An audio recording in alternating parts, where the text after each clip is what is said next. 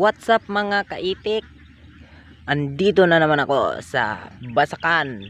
Share ko lang sa inyo guys kung gaano kainit dito. Wala talagang pagpasilungan. Alam nyo hanggang 5 pa naman ako dito. So ngayon nandito na ako. Oh, tignan nyo, walang pagpasilungan. Okay na. Ayun oh, ayun yung itik ko guys. Yun. Kita nyo? Yun. Oh, tignan nyo. Grabing init talaga. Sa tingin nyo guys, kaya ko nga sobrang init.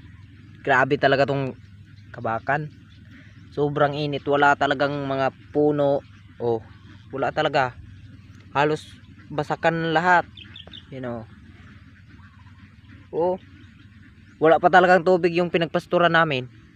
Putik na yan. So yun lang guys. Maraming salamat sa inyo.